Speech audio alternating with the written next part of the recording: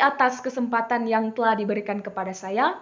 Pada saat ini, saya akan melanjutkan mempresentasikan hasil mini riset kami dari kelompok 10 dengan judul Hubungan Minat dan Motivasi Belajar dengan Hasil Belajar Siswa. Nah, sebelum itu saya akan memperkenalkan diri. Perkenalkan, nama saya Diani Astuti Zebua. NIM 202117012. Kelompok 10, saya penyaji ke-5. Nah, pada saat ini saya akan melanjutkan memaparkan hasil dan pembahasan dari mini riset kami. Penyaji sebelumnya tadi atau penyaji keempat telah menjelaskan bagaimana merumuskan hipotesisnya dan mencari nilai dari tabel penolong. Sekarang saya akan membahas bagaimana uji korelasinya.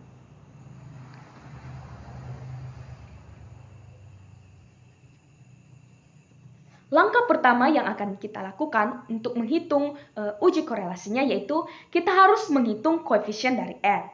Nah, rumus untuk menghitung koefisien R-nya yaitu Rx1Y sama dengan N dikali sigma X1Y dikurang sigma X1 dikali dengan sigma Y per akar dari N dikali sigma X1 kuadrat dikurang dalam kurung sigma X1 kuadrat dikali dengan N sigma Y kuadrat dikurang dalam kurung sigma Y kuadrat.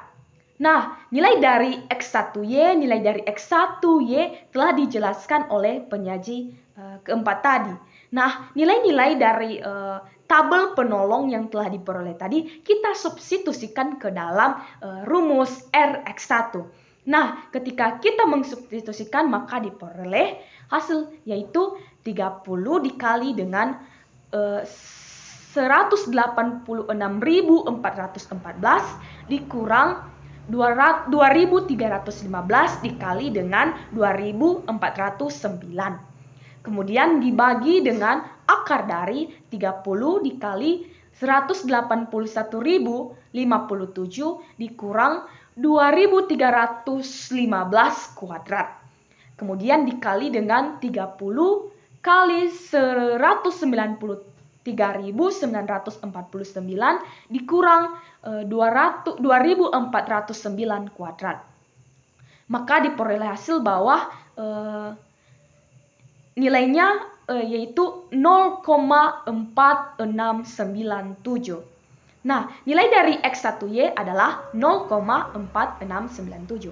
Nah, setelah kita memperoleh nilai dari Rx1Y, maka langkah selanjutnya yaitu kita akan mencari nilai dari Rx2Y. Nah, rumus yang kita gunakan untuk mencari nilai dari Rx2Y hampir sama dengan rumus untuk mencari Rx1Y, namun X-nya diubah menjadi X2.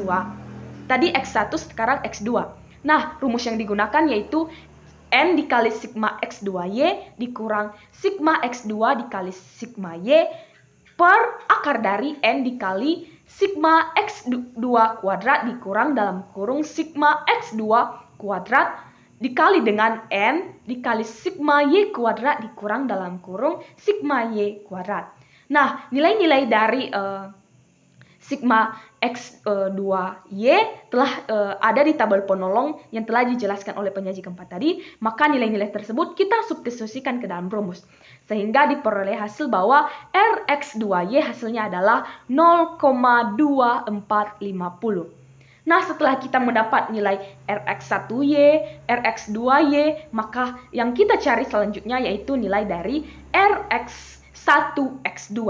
Maka rumus yang digunakan yaitu Rx1x2 sama dengan N dikali sigma X1x2 dikurang sigma X1 dikali sigma X2 per akar dari N dikali sigma X1 kuadrat dikurang dalam kurung sigma X1 kuadrat dikali dengan N dikali sigma X2 kuadrat dikurang dalam kurung sigma X2 kuadrat. Nah, nilai-nilai dari tabel penolong tadi maka kita substitusikan ke dalam rumus sehingga nilai dari Rx1x2 adalah 0,4109. Nah, kita telah memperoleh hasil nilai dari Rx1Y, Rx2Y, Rx1X2, maka langkah selanjutnya yaitu kita akan mencari nilai R hitungnya dengan menggunakan rumus berikut. Nah, rumus yang kita gunakan untuk mencari nilai R hitungnya adalah R sama dengan akar dari Rx1Y kuadrat ditambah dengan dalam kurung Rx2Y kuadrat dikurang 2Rx1Y dikali Rx2Y dikali Rx1X2 per 1 dikurang R kuadrat X1X2. Nah, nilai dari Rx1Y, Rx2Y, Rx1Y, Rx1X2 telah kita dapat tadi ketika kita mencari koefisien R-nya. Maka nilai-nilai tadi yang telah kita dapat, kita substitusikan ke dalam rumus R. Maka diperoleh hasil bawah akar dari 0,4697 kuadrat ditambah 0,2450 kuadrat dikurang 2 dikali 0,4697 dikali 0,2450 dikali 0,4109 dibagi 1 dikurang 0,4109 kuadrat, hasilnya adalah 0,4731.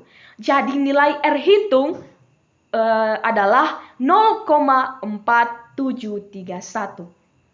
Nah, setelah kita mencari nilai R hitung, maka langkah selanjutnya yaitu kita akan mencari F hitungnya. Nah, rumus mencari F hitung adalah F sama dengan N dikurang K dikurang 1 dikali R kuadrat dibagi dengan K dikali 1 dikurang R kuadrat. Nah, N ini adalah jumlah sampel. Jumlah sampel pada penelitian ini adalah sebanyak 30 orang. K-nya ini adalah koefisien atau K ini adalah variabel bebasnya. Variabel bebas yang kita gunakan pada penelitian ini adalah ada 2, yaitu minat dan motivasi belajar siswa. Nah, maka hasil dari N dikurang K dikurang 1 yaitu 30 dikurang 2 dikurang 1 dikali dengan R kuadrat. R kuadrat tadi adalah nilai R hitung tadi kita kuadratkan, yaitu 0,4731 kuadrat dibagi dengan K-nya yaitu 2, 1 dikurang 0,4731 kuadrat. Maka hasil dari F hitung adalah 4,9388. Nah, setelah kita mencari nilai F hitungnya, maka langkah selanjutnya adalah kita akan mencari nilai dari F tabel. Nah, F tabel sama dengan F1 dikurang alfa. Dengan deka pembilangnya yaitu 2 dan deka penyebutnya yaitu N dikurang K dikurang 1. N-nya 30, K-nya 2 dan dikurang 1, maka hasil dari deka penyebut yaitu 27. Maka nilai F tabel dari 2,27 dengan taraf 5% atau 0,05 adalah 3,35. Nah, setelah kita memperoleh nilai dari F tabel, maka langkah selanjutnya kita akan mencari apakah itu signifikan atau tidak. Nah, ternyata F hitungnya lebih besar dari F tabel. F hitungnya tadi adalah 4,93, sedangkan F tabelnya yaitu 3,33. Karena F hitung lebih besar daripada F tabel, maka H0 diterima atau signifikan. Sehingga dapat disimpulkan bahwa terdapat hubungan antara minat dan motivasi belajar matematika dengan hasil belajar. Atau terdapat hubungan yang signifikan antara X1 bersama-sama dengan X2 dengan Y. Nah, kemudian saya akan memaparkan bab kelima atau penutup dari mini riset kami. Nah, kesimpulan yang kami peroleh dari mini riset kami ini yaitu pertama, minat belajar adalah dorongan dalam diri seseorang atau faktor yang menimbulkan ketertarikan atau perhatian secara efektif yang menyebabkan dipilihnya suatu objek atau kegiatan yang menguntungkan, menyenangkan, dan lama-kelamaan akan mendatangkan kepuasan dirinya dalam belajar. Kemudian yang kedua yaitu motivasi belajar merupakan salah satu faktor yang turut menentukan keefektifan dalam pembelajaran. Seorang peserta didik akan belajar dengan baik apabila ada faktor pendorongnya, yaitu motivasi belajar. Sehingga peserta didik akan belajar dengan sungguh-sungguh jika memiliki motivasi belajar yang tinggi. Kemudian, hasil belajar merupakan perubahan yang diperoleh siswa setelah mengalami aktivitas belajar. Nah, perubahan yang diperoleh tersebut tergantung pada apa yang dipelajari oleh siswa. Keberhasilan seseorang dalam proses belajar mengajar paling banyak diukur dengan alat ukur tes belajar yang diberikan di akhir pembelajaran atau di akhir semester. Hasil belajar yang dapat dihasilkan oleh siswa tergantung pada proses penelitiannya. Kemudian, dalam penelitian ini, kami dapat menyimpulkan bahwa terdapat hubungan antara minat dan motivasi belajar matematika dengan hasil belajar siswa. Atau terdapat hubungan yang signifikan antara X1, X2 dengan Y. Nah, dalam mini riset kami ini, kami kelompok 10 juga telah melampirkan dokumentasi saat kami melakukan penelitian di SMK Hili Serangkai. Nah, berikut adalah dokumentasinya. Untuk yang pertama yaitu ketika saat membagikan angket kepada peserta didik.